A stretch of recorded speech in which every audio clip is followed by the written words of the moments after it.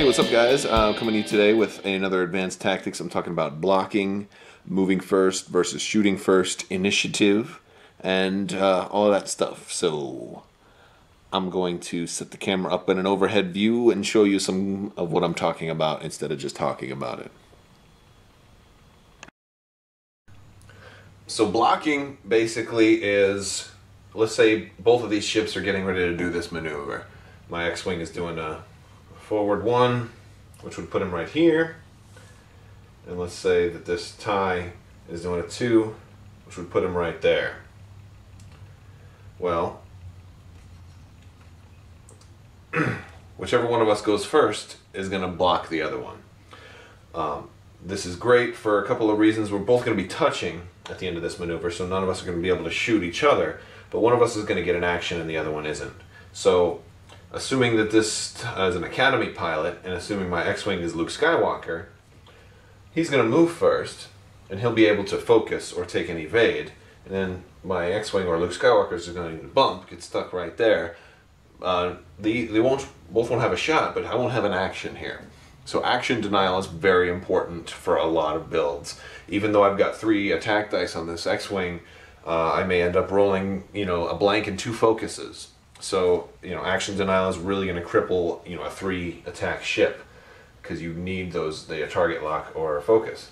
So, blocking is important. Another thing that's good, let's say the asteroid is here, or let's say it's right there, okay? So assume the asteroid is there, and the TIE pilot knows that he can clear the asteroid. Well, let's assume that's a Black Squadron pilot versus a rookie pilot here. Let's say I move first. Now I'll get my action, but then I block this TIE fighter pilot, which actually leaves him on the asteroid.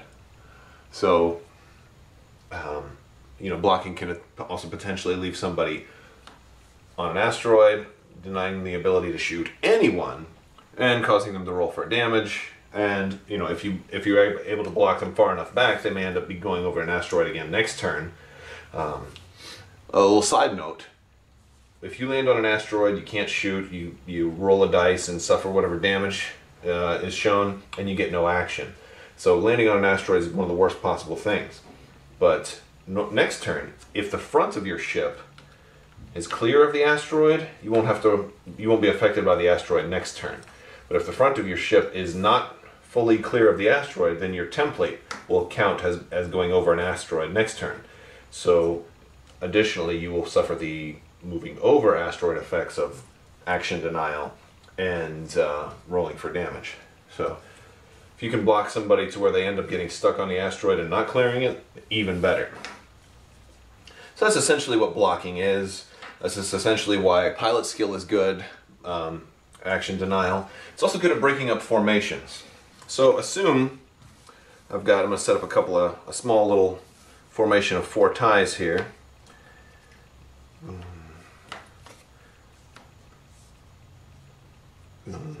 Yeah, okay. So I'm going to set up a little formation of 4 ties here. And let's say they're all going to try and fly in formation and avoid this asteroid, alright? Let's say they're Black Squadron, and let's say that I have the X-Wing and he's an Academy, or he's a rookie pilot. Well, suppose I'm able to go first. Well, here I might guess that they're going to go this way. So maybe I'll do a 2 forward. Right there. And assuming that this guy goes first, see, he's not going to clear the X-Wing, so he'll bump it about right here. Now, that can potentially cause other, and also I'll bump here. Now that's going to have a problem when it comes to this guy, because now he's not going to, well actually I didn't line him up, but if he was a little closer, if he was, you can cause a whole swarm to get caught on each other, and in this particular case, looks like this guy would have gotten out with and still had his action, so you still have a focus or something here on this far one. But you just caused these 3 guys to bump, and if I had a whole block of 9, I could have set that up a little better. But so action denial is huge against a TIE swarm, because you're denying, you know, with that one move I denied 3 actions. So that's basically blocking as it applies to a swarm, which is a very useful attack, or a very useful thing to do with a swarm, but you can't always do it because a lot of swarms have Academy pilots, which are pilot skill 1. I think going forward, nowadays, you're going to see, and since the introduction of the Z95 Headhunter, you're going to see more pilot skill 4 swarms of Black Squadron that without Howl Runner. So you might not see as many tight swarms, but if you're still probably going to see some, and that's a great way to deal with any ships that are flying in formation, regardless of whether they're TIE fighters or not. So, pilot skill as it applies to initiative. So what is initiative?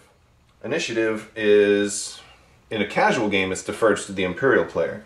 But in a tournament game, initiative goes to the player with the lower army point total.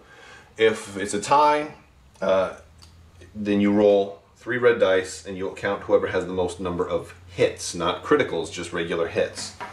And then a recent change actually changes it to where the winning player gets to choose whether or not he wants initiative. You don't actually just assign initiative. You actually assign the choice of initiative now. Why is that a big deal? Well, for tied pilot skills, for example. Suppose I've got Tarn missing here, and I've got all pilot skill 3 ties. So everybody's pilot skill 3, well, it's a tie. That's going to go to whoever has initiative. The player with initiative will do everything first. That means moving first and shooting first. The Jedi Master has requested asylum aboard my ship, and I will shoot first. So that can be great sometimes, and sometimes that can be bad. Moving first is great if I expect to be blocked. But what if we're right here? What if, let's say the tie is facing this way, and I'm right behind him.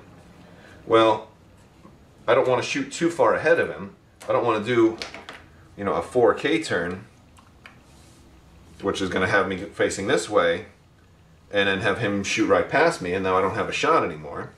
Ideally, if I'm chasing a ship, I want to do a 1 forward and be set up to when, so when he does whatever maneuver he does, I'll have a range 1 shot on him. But I'm not going to be able to do that if I move first. So what I'd really like to do in this case is have him move first, and then, well, of course TIE fighters can't do a 1 forward, and then I have all the room in the world to move and not be blocked, so I have my action.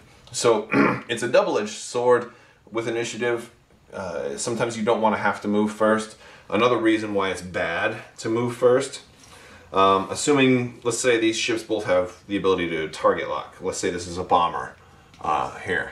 Well, if they're moving into range, assume this distance is more than range 3.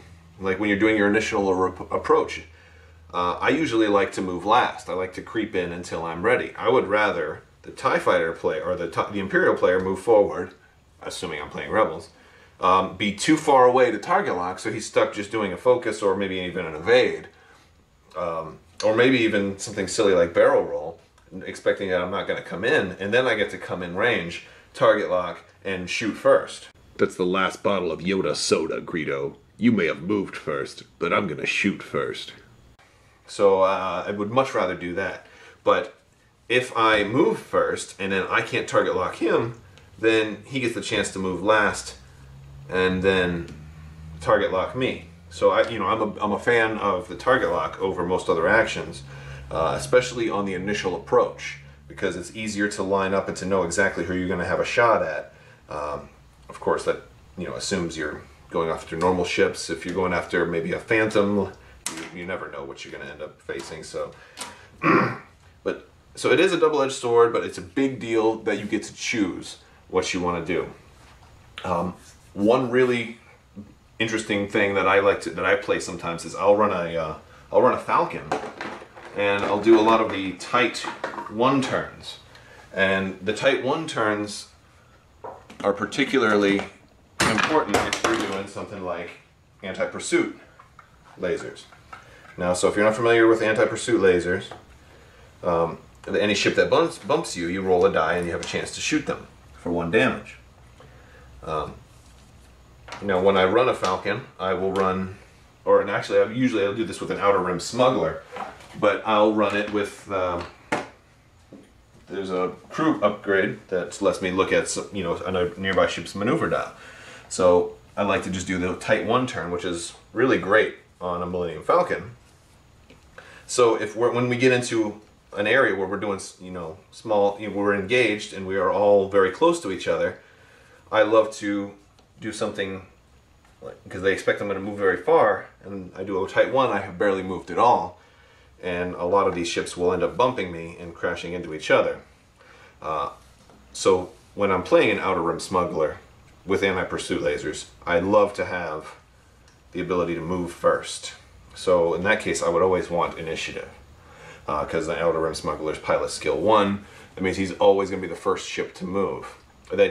The advantage to always moving first is that I know exactly where I'm going to be. Moving last is great because it usually means you shoot first, but if you're moving last, like in this scenario right here, I know that I can do a forward one and I'm going to be okay. And let's say I really want my action. Okay, boom, I know I'm going to be alright if I go there. But if I'm moving last, let's say I'm not outer rim smuggler, let's say I'm Han Solo and I want my action so I can do marksmanship. Alright, I have to play a guessing game because I have to hope that I'm not going to land where one of these ties is. And that's one of the best things the tie player, the Imperial player, could do right here, is to try and maybe put one guy in front of me here, and then probably put another guy right here in case I go to the side, and then put another guy in front, maybe right here, in case I do a 4 forward, which that should block me. Yeah, and that would. Because I would be overlapping him right there. Yeah. So either way, that's what you want to do, especially to a Falcon. I mean, one of the big things about a Falcon, if somebody's playing the actual real Millennium Falcon, like a Han shoots first list, is the action is going to be very important to that ship. So if you can deny him an action, you can deny a lot of his firepower for that turn. Now, he'd probably still have gunner, but it's going to be an unmodified die, so it's going to be a really a great way to go. So blocking is extremely important. I love to be able to move first in most circumstances. That's my personal preference. Like I said, it depends on the way that you're going to run your list, the way that you fly, and the types of ships that you use. If you use E-wings or B-wings, for example, you might run advanced sensors, which are fantastic, especially if you end up moving last, because advanced sensors let you take your action first. So you could do something as, if you can see that you're going to be blocked, you can barrel roll before let's block him with an X-wing. X-wing flies in right there, and I was doing a 2 forward. Well, I could then barrel roll to the side and then do my 2 forward and be fine. So advanced sensors are fantastic for that. They're good for getting around asteroids as well. And they're good for if you're going to want to take a focus or something before you K-turn, which is fantastic. So advanced sensors, excellent for actions. Actions are important. I mean, that's one of the things I always stress in my videos is actions. So make sure you're doing the right action. Try not to do movement actions like boost or barrel roll unless you absolutely have to, like you're going to get completely out of somebody's firing arc. That's sometimes a good way to go. Or if it's going to save you from hitting an asteroid, that's good. But yeah, that's about it. I think that's all the stuff I wanted to talk about with movement and shooting first versus moving first and initiative.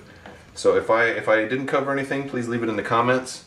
But that's my story, and I'm sticking to it. Thanks for watching.